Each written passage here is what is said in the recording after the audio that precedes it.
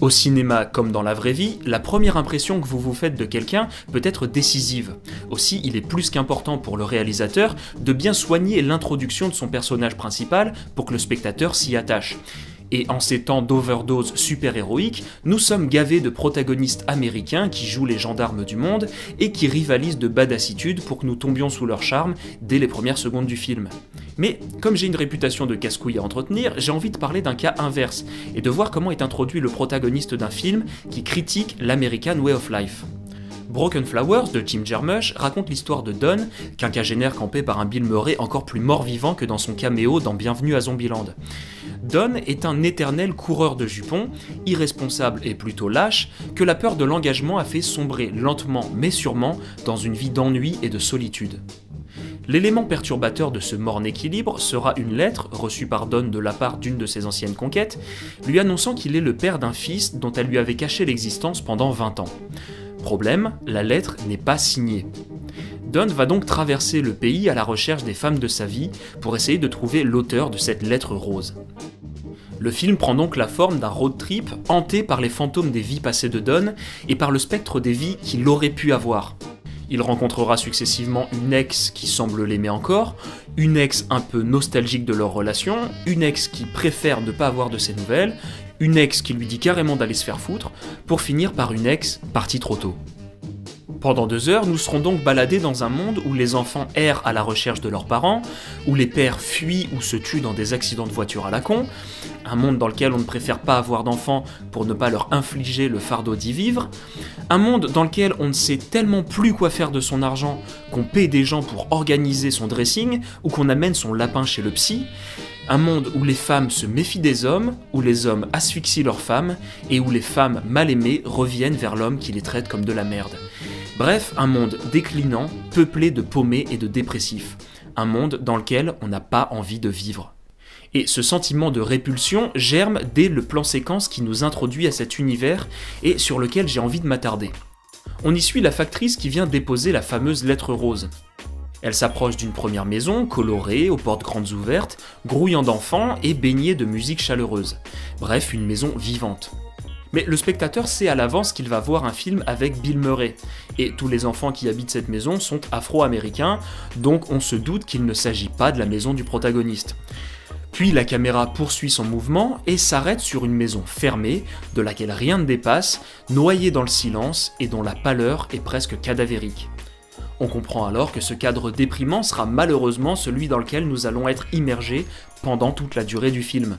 Et le sentiment de répulsion pour cet endroit est d'autant plus exacerbé que le réalisateur a pris le temps de nous faire goûter un échantillon de vie heureuse en nous montrant la maison du voisin.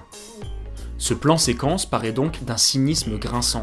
En un seul mouvement de caméra, Jarmusch nous donne sa vision de l'Amérique agonisante. Parce que Winston, le voisin du héros, est clairement présenté comme un immigré éthiopien, donc comme un étranger. Le film semble presque nous dire que si Winston est encore heureux, ou même vivant, c'est parce qu'il n'a pas encore été contaminé par l'American Way of Life.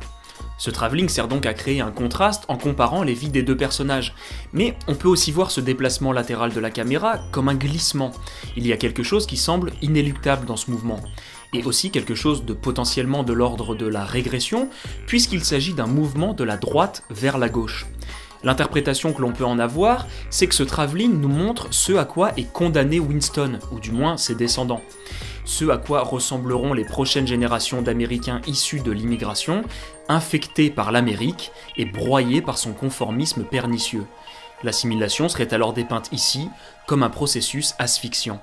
Et si on va plus loin encore, on peut considérer que cet avertissement est adressé à tout autre pays en voie d'américanisation. Comme si le film cherchait à nous dire quelque chose du genre « Attention, voilà ce qui vous attend si vous cherchez trop à nous ressembler ». Enfin bon, ça c'était pour l'interprétation pessimiste. Mais il y a une autre façon de percevoir le lien entre ces personnages, et donc une autre façon d'interpréter ce mouvement de caméra qui relie leurs 2 maisons. Don et Winston sont le contraire l'un de l'autre. Ils ont à peu près le même âge, mais ont des vies complètement différentes. Don est maniaque, amorphe, froid, cynique, égoïste, incapable de s'engager. Et Winston est bordélique, agité, chaleureux, enthousiaste, altruiste, et lui s'est engagé à plein d'enfants et partage sa vie avec une épouse belle comme la femme d'un autre, pour citer Paul Morand. You are the most perfect woman in the world. En cela, Don et Winston sont des personnages tout ce qu'il y a de plus classique dans le cinéma. Tout prof d'écriture vous expliquera d'ailleurs que pour qu'un scénario fonctionne, il faut de la mésentente, de l'incompréhension, de la concurrence, du conflit. Bref, il faut une interaction entre des forces opposées, entre des personnages contraires qu'ils s'appellent Luke et Vador, Harry et Sally ou Laurel et Hardy. En effet, le drame comme la comédie fonctionne grâce au même ressort. Pour qu'il y ait une histoire, il faut du contraste, des antagonismes.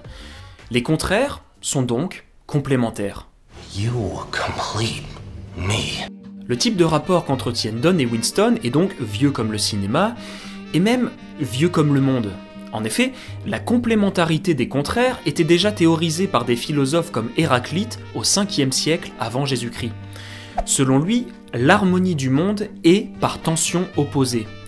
Pour résumer très grossièrement, selon lui, le monde n'est fait que de contraires et d'interactions entre ces contraires.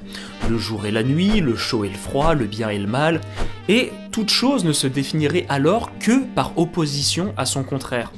Par exemple, si tout était froid, et que l'on ne connaissait pas la sensation de chaleur, pourrait-on vraiment penser l'idée même de froid ? De la même façon, si tous les hommes étaient des lâches, on verrait la lâcheté comme quelque chose d'inhérent à l'homme.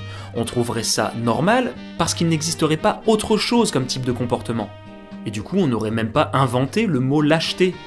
Mais parce qu'il existe des hommes plus courageux que d'autres, alors on peut penser l'idée même de lâcheté.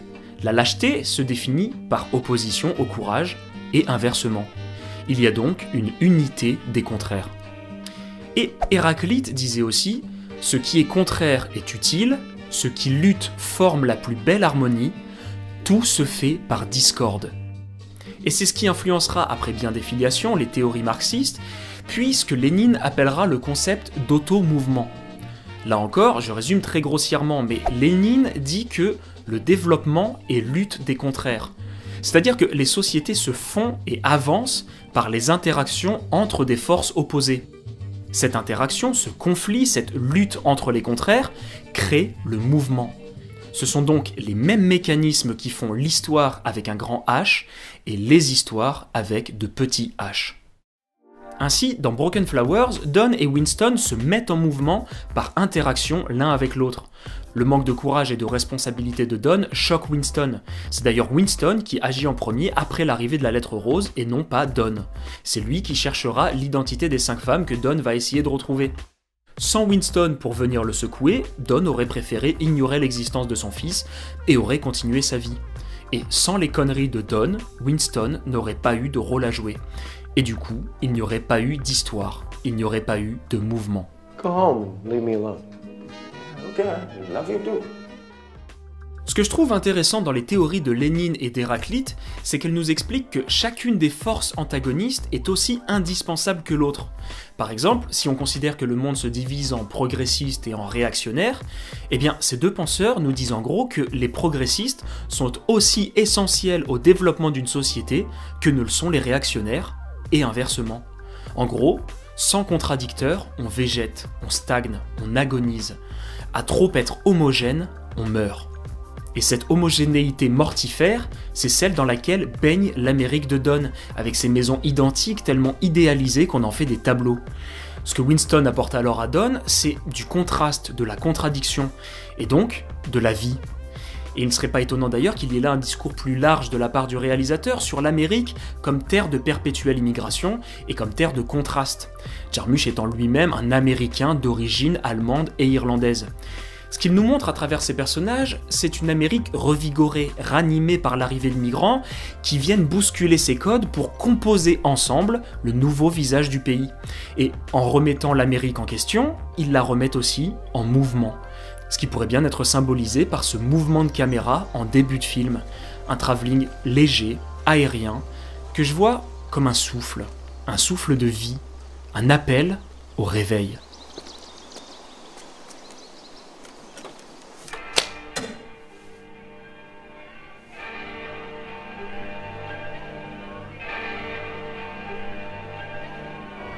Did you ever meet Don Juan?